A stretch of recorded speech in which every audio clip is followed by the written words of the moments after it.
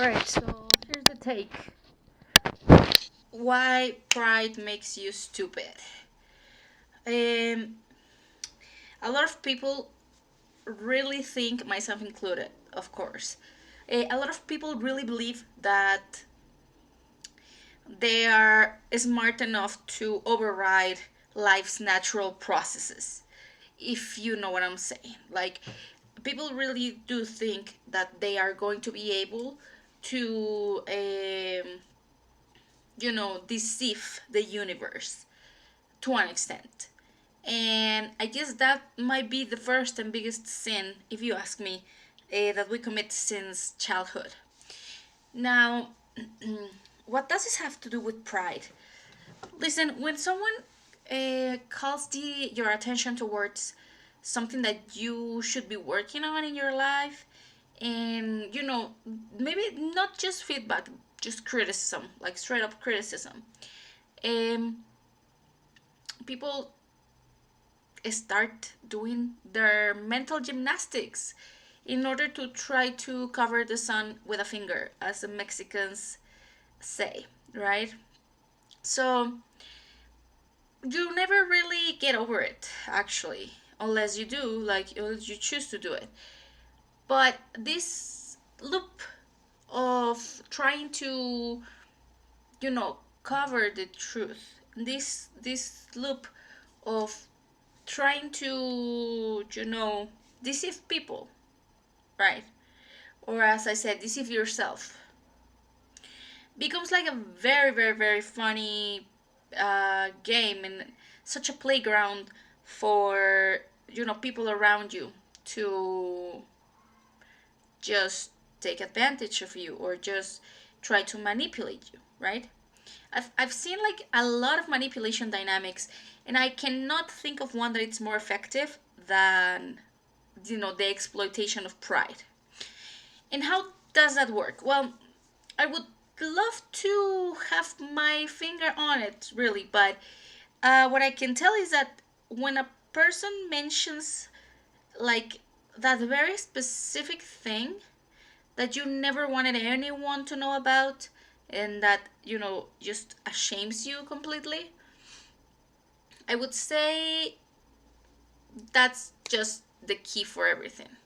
Like, people are gonna block you with that, and trust me, like, you will be too busy trying to cover the thing that they already know about you, and you will be too busy trying to pretend that you will not be noticing what's really happening. And actually, that's kind of a problem for everyone. And I've seen it happen in you know the media and in real life. And I always try to detect it in myself when someone tries to do it to me. mm, i really I really work on setting myself free of that type of stuff, which we don't really do fully until God releases us. But we can try. We can at least try. Something that makes you stupid with pride is the fact that it just locks your heart in the sense of people not being able to think straight, because there's some type of blockage going on there, right? And honestly, I think it's something that we have common, when we just stray away from God. Like, when God is talking to you through another person or through a situation, and you just choose not to listen, you really well deserve to be mocked off. And that is a way more painful lesson that attending what people is telling you, right? Or attending what God is telling you through circumstances. Um, we're just infantile, we're just spoiled, we just want things our way, and